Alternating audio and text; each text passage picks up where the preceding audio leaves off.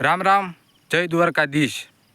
તો ભાઈ આપણે અત્યારે ખેતરમાં આવી ગયા છીએ અને તમને એક અપડેટ આપવાની છે ખેડૂત માટે, સૌરાષ્ટ્રના ખેડૂત અને કચ્છના ખેડૂત છે તેની માટે મોટા સમાચાર લઈને હું આવી ગયો છું હવામાનના લઈને।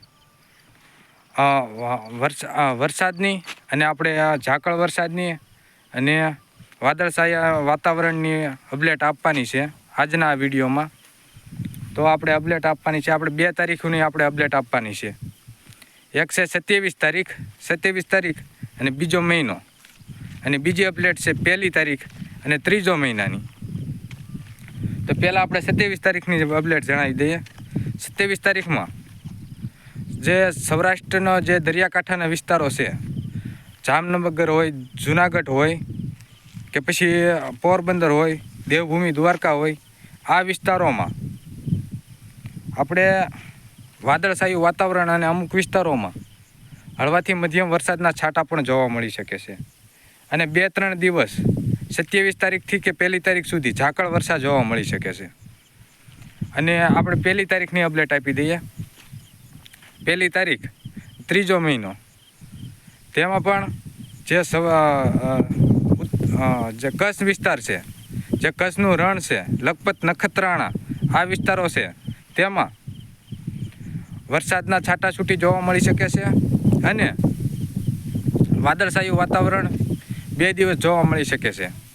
અને સૌરાષ્ટ્રમાં જે અમરેલી છે, જુનાગઢ છે, ગીર સોમનાથ, પોરબંદર આ બધા વિસ્તારોમાં, રાજકોટ આ બધા વિસ્તારોમાં હળવાથી મધ્યમ વરસાદના છાંટા પણ જોવા મળી શકે છે એકલ દોકલ વિસ્તારોમાં। અને ઝાકળ વરસાદ 2-3 દિવસ જોવા મળી શકે છે અને વાદળછાયું વાતાવરણ જોવા મળવાનું છે।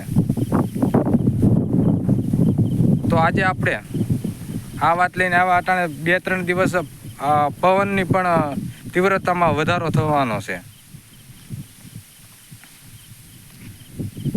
તો આપણે આ ચેનલ ઉપર બ્લોગ વિડીયો અને આવી નવી માહિતી આપણે તમને જણાવતા રહીશું।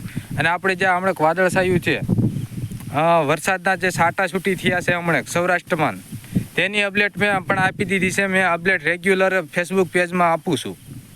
ફેસબુક પેજનું નામ છે ગુજરાત વેધર સમાચાર।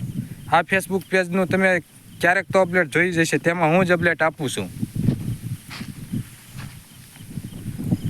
તો આવી જ અપડેટ આપણે આ યુટ્યુબ ચેનલમાં હવે રેગ્યુલર આપવાની છે। તો ચેનલને સબસ્ક્રાઈબ કરી દેજો।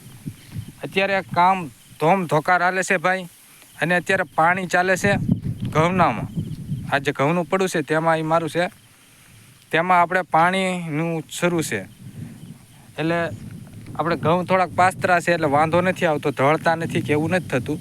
પણ તોય તે હજી 2 પાણ બાકી છે આપણે ઘઉંમાં, એટલે થોડાક હજી કાસા ઘઉં છે, એટલે ઢળવાનો બહુ પ્રોબ્લેમ નથી આવતો, નકર મોટરને બંધ કરવી પડે। તો તમે જોઈ શકો છો। અને અટાણે આ પવન ચાલે છે એટલે જેને પાક ઉપર ઘઉં હોય, પેલું હવે 1 જ પાણ રહ્યું હોય, તેને ચોક્કસથી ઢળતા હશે ઘણા ખેડૂત મિત્રોને, ઘણો બધો ઘઉંમાં પ્રોબ્લેમ આવતો હશે। કારણ કે પવન છે એટલે પ્રોબ્લેમ તો આવવાનો જ છે બધાય ખેડૂત મિત્રોને।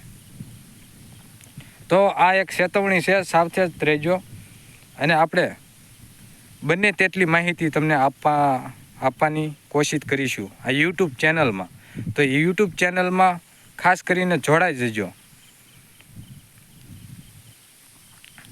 તો રામ રામ, જય દ્વારકાધીશ બધા મિત્રોને।